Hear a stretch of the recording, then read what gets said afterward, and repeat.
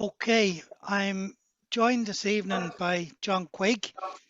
Joined Finn Harps for the first time in 1988. Had two spells at Harps. One not so successful, and the second one was much more successful when he played in the promotion winning team of 1996. John made in total, and I have to take my glasses off to do this, 148 appearances for the club, scoring 11 goals.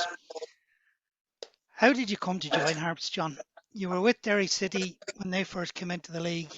Take it from there. Well, I came to Derry in 86 season, and then Noel Keane came, and then Jim McLaughlin came.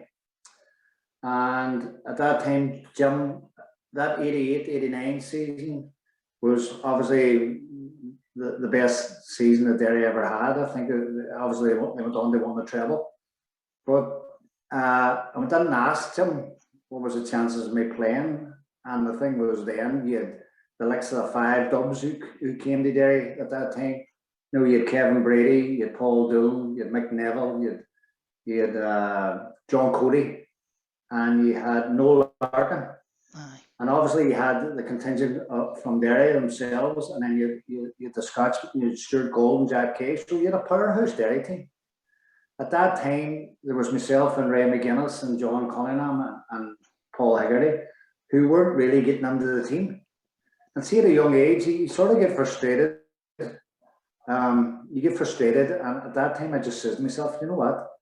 I can go play senior football somewhere else.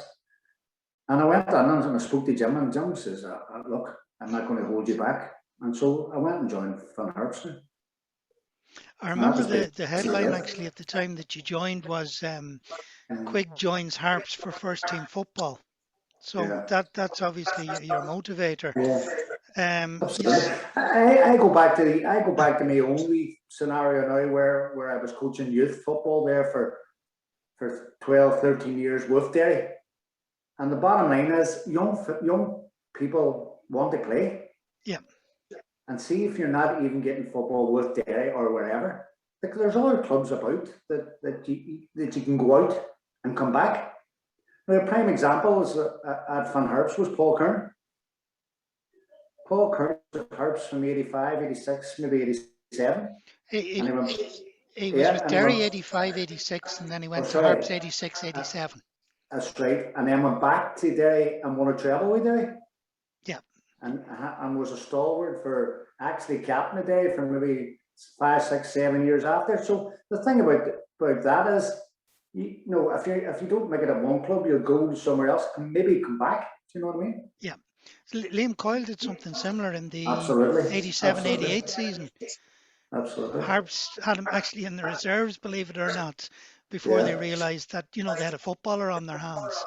Moved him up to the first team, and the next year then he was Derry's first team. That's right. And again, we keep going around this treble. Yeah. Would that be one of your big regrets, that you didn't play much in that treble winning side? Well, at the end of the day, me and McGinn always, I'll be really friendly with Raymond. Raymond went to South Africa in December of 88, 89, you know that 88, 89 season, and he missed out as well. But the thing is, look, I've played over 100 games the same for Derry as I've done for Harps. So I've had a decent innings with both teams. But regrets, what's regrets? At the end of the day, hey, you get on with it. You get on with it, don't you? It's like, hey, it's not life or death, is it? Not at all. That's it, exactly. You signed for Chris Rutherford, and we had a fairly decent side that year, and we had a good tilt of promotion, but kind of like, as all Harp sides around that time, we seemed to fall away at the end of that season. Yeah. Chris Rutherford was first class for me. I got on really well with Chris. Lovely man, lovely fella. Like, and the thing was, we had a good side, but so had Bray. Bray had a fantastic side. I think Bray actually got to maybe a cup final and maybe a couple of semi-finals, and obviously they won the first division that year. or them couple of, up and down Yeah, a couple of years. yeah, Bray were fantastic. And you had ourselves, and then you had obviously UCD, Home Farm, and things like that. But we never just managed to get there. We were always fourth, third, fourth, fifth, that kind of way. But we never. But with some fantastic players at Finn Harps at that time, sir. Fantastic players like John Jed McGilligan. yeah. I was looking Fantastic. at one of the team lineups Mm. yesterday evening about it. The likes of Jerry Brown, the sweeper. Yeah. Tony Fagan was there, well, only for half Tony the season Fagan. because he broke his ankle That's against right. Drogheda in That's Finn right. Park, funnily Yeah. enough. Yeah. Giggsy Kearney, superb Unbelievable. footballer. I mean, Unbelievable. you wouldn't have got a better I think there was sailor. 4 or 5 Derrymen was up there as well. You had Paddy Slevin, You you had had Ray Terry Leake, McGuinness played for a little Ray while as well. McGuinness, myself, Sean Collett. There was about 5 or 6 Derrymen all there at the same time. And see, to be honest, Bartley, the crack and the banter we had was second to none. You know what I mean? It was fantastic time they play senior football, and like at the end of the day, we were still competing, but we just hadn't got that wee age to get us over the line. I think Con was still there playing at that time, and maybe Con was on the peripheral. You know what I mean? And Yeah. it wasn't the Con of 10 years ago that was banging 30 goals or whatever, and we missed goals. Like as you know, hey, goal scorers are like hands teeth. Well, that's what everybody's looking for, isn't it? If you have a Yeah, goal yeah, scorer that gives you 30 goals a season, you're nearly 100%. guaranteed to have a title And challenge. and the bargain, like I work for a road service here in Derry, and we're up doing the round the Derry walls there, doing their gullies, and Brendan Bradley walked past me. So I was chatting to Brendan about Finn Harps as well, and like the love that man has for Finn Harps is incredible. Like, and hey, possibly, no, not possibly, the best goal scorer of all time in League Ireland. Like. Oh, I don't think his record will ever be beaten, and that's the Never God's be truth. broken. Never be broken. I know that Jason Byrne came very, very close to it there Yeah. in recent seasons, but like, Yeah. and it's wonderful for Brendan to have that record because, I mean, you're talking about a man that could score 20, 25 goals a season, and it didn't matter who he faced. Incredible. But I remember, Bartley, my grandfather was Derry went out of league, and my grandfather and my father were Finn Harps fanatics. They travelled all over the country. And actually, Terry Harkin worked for my father at one time and Fruit and Veg. And my granddad and him travelled all over the country. So when I left Derry to go to Finn Harps, they were delighted. They were over the moon with us. I think your father became a sponsor of the club, actually. I probably did. They actually loved Finn Harps, and that time, in the 70s, where they were out of the league, they would have went everywhere with Finn Harps, everywhere. What a side that was too. No, I mean, you're starting to talk about legends there when you Legends, start talking exactly, about those boys, Yeah, And again, there was a absolutely. huge Derry flavour to that side as well. Oh, that's it. Like Charlie Ferry and Chang the Smith. Dohertys and Chang Smith and Terry Harton and Carlyle's, big Howley Carlyle. Oh, fantastic. And Joe Healy. Oh, Joe Healy, of course, and Felix himself as well. Felix was there too. Felix and McGinn and Ribbons Fowler. Jim, yeah, the late Jim McGuinness, yeah. They were fantastic times. I remember going and watching them with my father. The Fun Park, especially Fun Park, and hey, they were great times. Going up and watch Glasgow Celtic and teams like that. They were fantastic times. Excellent. So, in a sense, you were favourable towards Harps anyway before you ever signed. Well, Jim asked me where I wanted to go, and there was one. I wanted to go to Fun Harps. He said to me, "What about Korea? What about this?" And I said, "No, I want to go to Fun Harps." So I was there, and when I went there, I actually loved the place. I loved the people, and I loved the players, and as I said to you, the crack and the thing was second to none. And I really enjoyed my football there. Yeah, oh no, it would seem to bear fruit because you were more or less a regular every season you were there, up until the 91-92 season. John O'Neill ultimately paid the price because he couldn't get us promoted either. yeah, yeah, And I know other people have said to me about John O'Neill at the time, he found it very, very mm, hard to get his head around the fact that we didn't have reserve team football. yeah, So you didn't have ready-made players coming in if somebody was yeah, out of the first team. yeah. How did you find things under John? Well, John O'Neill was great. Hey, I had a good time for John O'Neill. You know, at the end of the day, an international footballer comes in, and as a manager, like you have to take on board what John wants and what John was saying. Like that. No, I got on really well with John. And to be fair, he knew his stuff. But again, we just were short in certain areas of the pitch, I thought. And ultimately, it cost John his job, but it cost us as well because Van Harps should have been in the Premier League. Like, Yeah. you know? And you took the decision to move on at that stage. You didn't come back the following season. No. I think you moved on to maybe Coleraine or Oma I think Town, maybe. no, I went to Oma with Roy McCready. They were in the Premier League, and I'm really sure it was Oma. I went to and a couple of good seasons at Oma, obviously playing in the Premier League against your Longfields, Glentorns, Portadowns, whatever. It was good standard, and enjoyed my time there at Oma too. You know, I believe Roy was a great character. Roy McCready was fantastic. Some you could tell some stories about Roy and the change. His team talks were all his team talks were second to none. Not big English voice of his. I'll tell you now, Joe. He was brilliant. Roy was brilliant. But my thing with Roy was at the end of the day, he had no money, Yeah. right? And he would have pulled a rabbit out of a hat on a Friday night. Oh, John, you know what that accent is? John, I've got you some money. I'm going, right, much have you got for me? I've got you £100. I says, Roy, you me £1,000. What's the story? And Roy would have laughed. And see, to be honest, you know me, Bartley, I'd have played for nothing. Do you know what I mean? I just loved the game and I would have played for nothing. And the thing was then, we had a good bunch at Oma.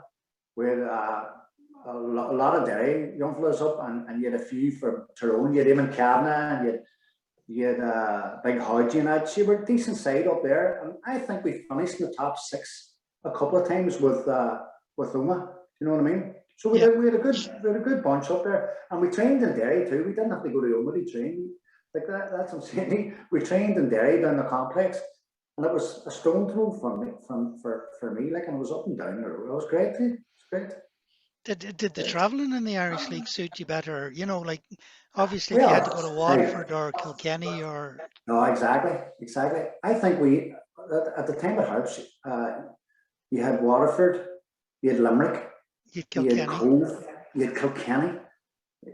I'm not too. I was that Empha, was it, or Newcastle It would West? have no, it would have been Empha, Empha. and then Like it you became had Kilkenny, and you had Newcastle West who were in Limerick as well. like you had overnight stays every other couple of weeks, like And but again, for the crack coming back in the buses from games was second to none. Like you know what I mean, was fantastic. Especially if you got a result down the country. Whoever was a manager let you have a few cans or tins on the way back, and the crack on the way back was phenomenal. Like Well, any bus with a few no, you that's boys on it. insanity. Mickey McGlynn says, Quigg, he used to shout up a bus, Quigg, have you had CD there? I had an old CD of Shabim or something. No, live and Craigan. Hey, and they used to stick that on, and I'm not joking. I must have played about 20 times before we got the ball of fame. Crack was good. So you didn't join the card schools then? No, I wasn't. No, that's one thing I never done. I would never joined the card schools. No, I wasn't on the cards. I would have enjoyed the crack with singing and acting up Candyman, but no, I would never involve in cards. Well, there used to be the two on the team bus from my memory. Yeah. You'd have 5 or 6 stuck around the card school, and the rest having the sing song and the laugh and the joking up. You actually came back to Harps in 95, 96. You actually signed for Charlie McGeever, but very quickly Dermot Keely came in. Yes, right. Right. How did that come about? I mean, you know, No, we played Fun Harps in I think it was a News Cup, Irish Irish News News Cup, Cup, aye. and I done well that night. I think I was playing against Paul Haggerty, and I done well that night. And after the match, Charlie said to me, "Would you fancy coming next year?" And I said, "Absolutely." I enjoyed my time at Harps the first time, and I says I would definitely, I would think about it. And I ended up signing for Charlie. It was at that time, Yeah. and hey, we had a great season, 95, 96. That was the year that we 96? got promotion. Aye, we You had a came in great. the February. That's right. That's right. I think did Rim McGinn come at the same time, around He the same did. time? I think Yeah, Raymond at Bangor, and he came from Bangor I City. think he was. I think he We came from came that around the end. same time, hey, and we travelled up in the car together and blah blah blah. But it was great. It was a great time. But I remember the incentive. You'll laugh at this here. I remember the incentive. We were coming to maybe 3 or 4 games before the end of the season, and the incentive was if you get promotion, was 500. We'd all get 500 punts or euros or whatever it was at that time. Right. Punts, I think it was punts. So anyway, whatever happened, whatever happened, they reneged on that, right? Right. But they says they would. So they says they would take us to Santa Ponsa instead. So I remember sitting in the house and I said to Karen, my wife, I says, listen, there's no £500 or not. And she says, why not? And I says, they're going to take us to Santa Ponsa. And I was expecting her to say, there's no way you're going to Santa Ponsa. But she says, I'll tell you what you do. You're going to Santa Ponsa. And I went, happy days. Happy days. It was brilliant, brilliant. But hey, so we got promotion. I think we beat Waterford. Was it Waterford? Waterford 3-0 in Finn Park. Yeah, we beat Waterford last game of the Morris season. Tolan got 2, and Dotsy Morris got Tolan got the 2. other one. And we all headed the Santa Ponsa in the summer, which was a fantastic week. I think it was actually, we went on the Premier League for the next year. Yeah, that's correct. We had an unbelievable run of games, about 10 or 11 games, where we were sitting maybe second or third in the Premier League. That's right. We actually went to Shelburne, who were thinking they were going to win the league, and we beat them 3-2 up in That's right, in Talca Park. What a night that was. But even, see that team, Bartley, like you had Paddy McGranagan coming on the team. Yeah. Was a fantastic player. You had Speaky up front, you had John Jared McGettigan, you had Noel Melvin. Noel Melvin there, yeah. And Big Ronnie played at the back. No, you had Speaky, you had Pierce Welch was there in the middle, Alan Doherty. Pierce Welch, Alan Doherty. Like it was a great save. I think Paul Haggerty was he there? No, he was there at the promotion season, but then when Patsy got sacked, he fell out with the club and he moved back to Derry at that stage. Right. He was a huge loss at the time. It definitely was. Paul Haggerty was a great player. But no, that season, I remember that season from February. It was fantastic. Hey, we were winning games and the camaraderie between everybody was great. And you seen it yourself. Remember, you had a wee 20th anniversary. That's right. You seen that? That's see that all night we were back there. So we stayed up and everything. It was a fantastic night. You could see that night the bond that the players actually had. Aye. Because initially it's Jesus, great to see you, blah blah blah, and the next thing then it's as if you see the years roll back, and then the cracking starts and the slagging session goes, and it's like you're back in those days. Yeah. No, that's, see, to be honest, Harps was that, and you can ask anybody going through the years, even the Harps today, you know what I mean? Yeah. I know, like Ollie and Higgins, it is serious, it is not serious, what would you say? We were semi-professional, but Harps, Harps now are a semi-professional club, but nearly full-time. Yeah. You know what I'm saying? They're training nearly 4 days. Yeah. 4 days a week, where we train to Tuesday, Thursday, we play the game at the weekend, whatever, right? Like the league now has gone to a different level. You know what I mean? The football's gone to a different level. Oh, absolutely. You know, I think, me personally, I think Irish League is miles behind the League Ireland. Right. On standard. Do you know what I mean? Because of full-time clubs. I know the North are trying. I know Glentoran's going full-time, Larne's going full-time, Crusaders. I think Longfield's going to full-time. So, no, that's the way forward, I think, for clubs. I know in the league are maybe 7 or 8 clubs, maybe 6 clubs, 7 clubs in the top. top tier, our full team.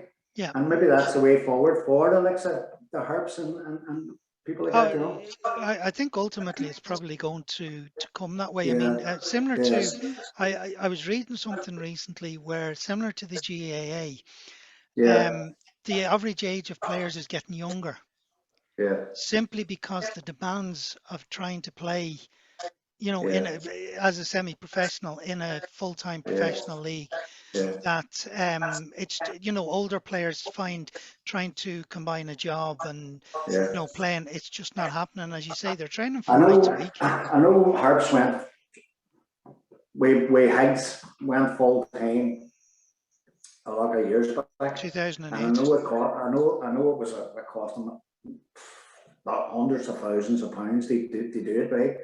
But maybe that time wasn't right. Maybe the time's right, and the coming years or whatever to get their new ground, to get their sponsors, whatever in place. Hopefully, like I know Harps don't have what they have. They haven't got a chairman that Yep. writes a check at the end of the year, right? But there is an infinity in Donegal for Fan Harps, which is second to Yep. none. You know what I mean?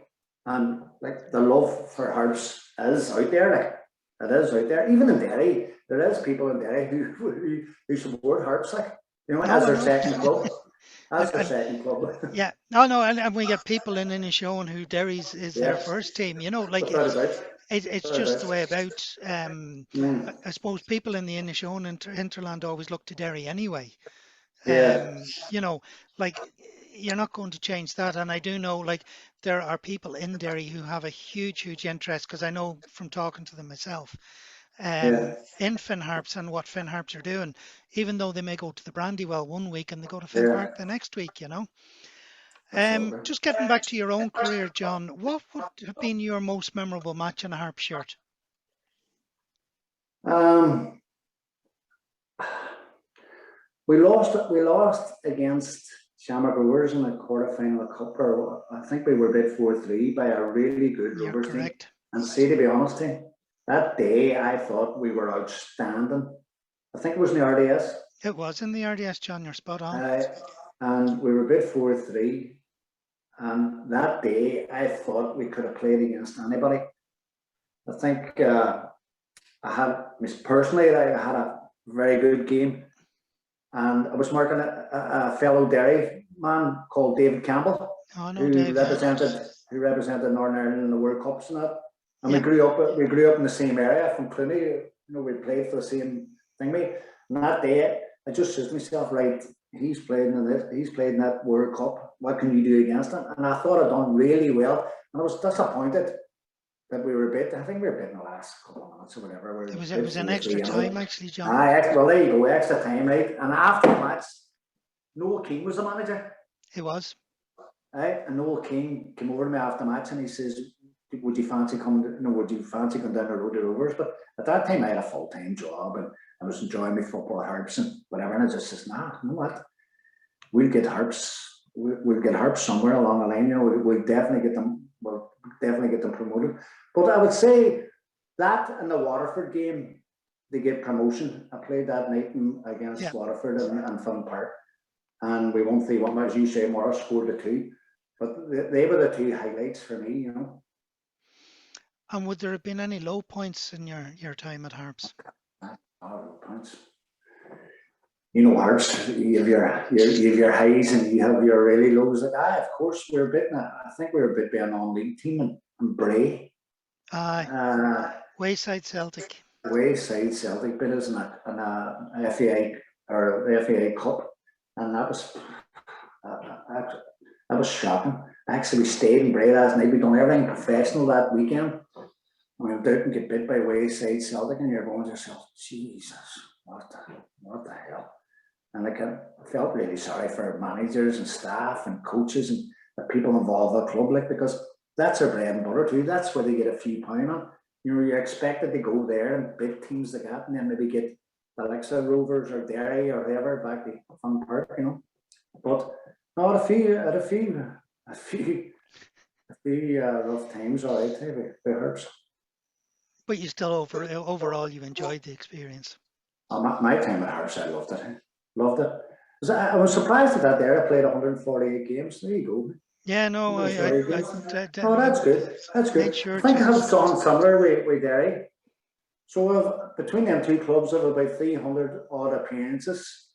And then you take Oma and did, and then my last club was Institute. So you take them and did. I probably played about maybe 450 games or so, you know. So You're going. decent enough, decent enough. And you But, turned your hand to management, or no, sorry, not to management, to coaching, really. well, Peter Moore asked me to come into Derry. Sorry, after my playing career, Paul Key asked me to go and do my badges, and I laughed at him. I says, "No, not at all. Absolutely not. There's no interest in badges or coaching or whatever." But see, I actually done nothing for a couple of months, and then I started to miss it. And I'm going, God, what am I going to do on a Saturday? What am I doing here? Whatever. So what I did, I went and done my C license, well, it's a C license now. I went and done my C license, B license, and I've done my A license, and I really enjoy the coaching. I really get a wee passion for the coaching, like, you know. And then obviously I went back into Derry as a underage coach. Yeah. With Eddie Sadak and Hugh Arkin and Gary Duffy and Ronan, and we done reasonably well for, I think it was there 13 years. Yeah, 13 years. I looked it up again 13 before years. when I knew I was talking to you. But you Yeah, brought through some great players for the first team, yeah. along with the likes of, say, James McLean, who ultimately went across the water and stuff like Yeah, that. yeah. No, to be fair, like the talent is, like, if I honestly think if you can't get a team out of any show in Donegal and Derry, they play at that standard, like there's something wrong. Like, you know what I mean? All right, you might need one or two from outsiders, Belfast, Dublin, or whatever, but the nucleus in me have to be homebred and whatever. And we actually done that. Like, I remember sitting down with Eddie Sadak one night, and we were training the 2 days. We were training Tuesday, Thursday, and we're playing a game. And Eddie said to me, "John, this isn't enough." And I'm going, right. And he says, "I think we need to be more. I think if we're going to be the club that everybody's chatting about, we're going to have to go the 4 days plus a game at the weekend." And I went, "Jesus, Eddie, that's some amount of training." And he goes, "Well, if we're going to be that club, I think we're going to have to do it." So we actually started strength and conditioning on a Monday and a Wednesday. We trained on a Tuesday and a Thursday. The boys played on a Saturday or a Sunday, and maybe the Ulster Senior League might have had a game as well. Hey, some of them kids might have been training 4 or 5 days a week. And that's where, me personally, that's where you see the benefits of players coming through the system. You know, you chatted about James McLean. James McLean, to me, I watched him playing for Institute's under-17s against Derry's under-17s. And I says to young David McDade, who's at Larne now, Yeah. "David, why is he playing at Institute? Why is he not at Derry?" And he says, "Nobody asked him." And I says, "Right." So I picked up a phone that night and I says to him, "What are you doing over there? Why are you not by Derry?" "Nobody's asked me." And I says, "Well, I'm asking you now." The next thing he landed at Derry, and the next thing he just went to the Stephen Kenny was there at that time, just went to a level, another level, and then look where he is now, fully fledged. I think he's got what, 70, 80 caps for Republic of Ireland. Something like that. I mean, incredible what James has achieved. And do you take great pride in seeing somebody like James do that? Or I honestly, be honest, Bertie, I honestly take more pride out of that than my own career. Right. I definitely do. See the licks of getting a young fella at 16 years of age and helping him along that line until he gets to a level where he thanks you and he says, "I'm gone." The Stephen Kenny or whoever it was, Kenny Shields or Peter Hutton or Declan Devine or whoever it was at that time. That to me was far better than anything I ever done in my career. Do you know what I mean? I honestly think that's what, not that it was made to do, but I get a wee buzz out of that, helping people along the line. You know what I mean? And like they see even now, like after all thing, I'm back down coaching the end of the day, I had a wee spell at Stewart. Whatever happened. But I ended up down in Greencastle, down coaching and a show now. And the thing down there, I still get that wee buzz from going down, take a session, seeing young players, helping young players, and maybe young players down around Greencastle getting on to a different level further on down the line, you know. Fantastic, John. We had great times. We had great times at Derry through the underage things, and at that time, you know, you had your Ryan McBrides, your David McDade's, your James McLean's, then you had your Mickey Duffy's, Ryan Kearns, Conor McDermott's, Ben Doherty's, Josh Daniels. You know, you had fantastic young players coming through. Hey, and it was incredible to see. Georgie Kelly. Georgie Kelly was normal. Oh, yeah, you stole him from Finn Harps, but we won't go into We that. did, we actually did steal him from Finn Harps. I heard the story. As well as that, I mean, it's a big thing for a local side like Derry, where you know you're depending on a local fan base. Yes. That if they see, you know, young fellas from Derry coming through into the team, yeah, they're not going to come out and watch 11, as you would call them, you know, just 11 Dubliners or Belfast men or something playing for Derry. What they want to see on the park is Derry men. Absolutely. I think, well, again, I think they're going back down that line again. Do you know what I mean? Where they have to go back into their own communities, and the Inishowen, and the Donegal, and find the best players. Now, we're away a couple of years. We went and done all our things. Eddie's head of youth development at the Institute. I'm down doing my wee things with Greencastle and that. But I think the best thing for them is to do is go back into the community, go back into the D&Ds, the Inishowen League, the Donegal leagues, and go and get the best young players, you know. And obviously Finn Harps are there as well, you know. Yeah, no, I mean, I obviously wouldn't, like, you could mirror it with Harps in a sense. I would hope that Harps were going out to do that sort of thing. And I think, you know, under Kevin McHugh at the moment, our academy structure is excellent. And there's less chance of a young man in Donegal going to Derry now because we have the academy set up the way it is. Like when you would have first started, you know, academies wouldn't have even a thing that was mentioned. No, I think academy then was I think you had 19s. Sorry, you had the A championship. That's right. Yeah. You had the A championship. That was the start. Then you had the 21s. Then they brought it down to 20, and then they brought on 17s and 19s. So the really academies are only really starting to last maybe 2 or 3 years. No, the FAI brought on 13s, 15s, 17s, 19s, and then obviously ourselves and our Derry and Harps were in the Ulster Senior League. But again, like me personally, I think 13, taking kids at 12 years of age all over the country, they represent Harps or Derry or Sligo or whoever, is a wee bit too much. The thing is, at 12 years of age, if you go up to Dublin and you play Bows and one of the kids get 5 minutes. Yeah. No, so it's 5 minutes. He's trained all week. He's gone up there. He's got 5 minutes. He's got on the bus and he's travelled back and he's probably saying to himself, "What the God am I doing this for? I need to be playing football." It all goes back to what we were saying at the start. You wanted to play 100%. football. You have to play. No matter what standard you play it, you have to be playing games. And I honestly think the FAI should make it a 21, because at 19, you're going to miss 2 or 3 players. Somebody goes through the net at 19 and he goes, "I can't play 19s anymore. What am I going to do? Where am I going to play? I'll play in the D&D, or I'll play in the Ulster Senior League or whatever." But they're missing that maybe bridge between 19 and 21, where we had at that time we had an A championship where you could have played 5 senior players, and I think that's a big miss on FAI part, where at 19 years of age, you're actually, if you don't get around the first team at 19, then you're sort of pushed to the sides going, "Here, make your own way."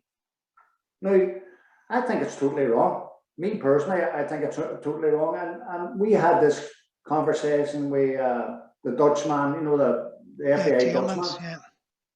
We had this conversation, me and Eddie Sadak had this conversation going, right, so at 19, where do you play after that? And he goes, if you're good enough, you'll play. If you're good enough? So James McLean never kicked the ball, he never went back in the Usty, 17, 18, 19 years of age. So we had a year with us and he had to move on. Now, I honestly think the 13s is a wee bit too young, maybe 15s, maybe 15s, 17s, 15s, maybe 15s, 18s, and then maybe a 21 group. Do you know what I mean? Or even bring the A championship back. Oh, I think the A Championship was probably the making of quite a few players. It Without a didn't shadow of just a doubt. benefit, Harps or Derry. Yeah, I mean, there were yeah, clubs all over the country that were yeah, benefit from it.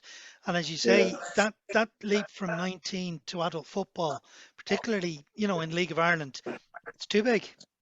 It is too It's big, and massive. It's I think massive. everybody See, to be honest, recognises that. see, a 19-year-old could possibly play in Irish League, possibly, right? But see, the League Ireland's a totally different ballgame. You're up against the Dundalks, the Bows, the Rovers. Like, I watched the Van Harps game at the weekend. Yeah. Like, don't get me wrong, it wasn't the most prettiest, but it was physical and it was hard and it was up and down the pitch and it's not, no, for a 19-year-old, you've got to be some kid to play in that standard. You know what I mean? Well, that's it. I mean, and like it is grown men you're playing, and that's Yeah. where the experience and everything that they will use against you. Yeah. I honestly think the Ulster Senior League as well really helped the development of Derry young fellas as well, and obviously Harps young fellas as well. Do you know what I mean? You're playing against senior teams, your Letterkennys, your Bonnegees, your Cockhills, who really done well in IFA Junior Cups and things like that. Yeah. And you're playing against ex-senior players week in, week out. And I think that there really benefited us or Derry as such. But the thing is then, that's going to a 6 team league. Yeah. You know what I mean? Maybe the FAA should step on there and say, here, there's a helping hand there, you know what I mean? But that's for another day, isn't it? Again, I mean, it's I think it's getting to the stage, and it's an age-old problem. It's everywhere now. People are not playing football anymore, or sorry, not enough people are playing football. And I liked your comment about, it doesn't matter what standard you're playing at, you have to play. And I think what's happening now is people, because they can't be playing for Finn Harps or they can't be playing for Derry City, they won't go and play for somebody lesser. You see the type of me, Bartley, and I think most people, right? At the end of the day, why would I run around Derry with a Derry City crest on if I'm not going to play for Derry City? You know what I'm trying to say? Yeah. So young kids are probably saying, "Oh, I'm wearing a Derry City tracksuit. That's grand. That's grand." To me, that's a lot of bunkum. I think you should have the balls to say, like, listen, I'm going to play somewhere else, so maybe I can get back to Derry City or back to Van Harps or whatever it is, whatever club you're at. I honestly don't think you should just sit on a bench with a tracksuit on and say, "Oh, that's for me." I honestly think you should go and say, right, maybe not this year, but tell you what, I'm going to go away, I'm going to work my flipping socks off, and then we'll see. Come back. Well, I mean, we were talking about it again at the start of the conversation. Yeah. Paul Curran dropped down to Finn Harps in the Absolutely. first division. Liam was a prime example, as you say. Liam's gone away everywhere, blah, blah, blah. He's done his thing, and he's come back, and he's possibly been the best player in the League of Ireland for the last 30 years. Well, certainly highly rated as one of the top players, Right, John, I think I've taken up enough of your time there. I think all I have to do is say thank you, and absolutely, it's been an absolute pleasure. No bother, Bertie. Thank you very much.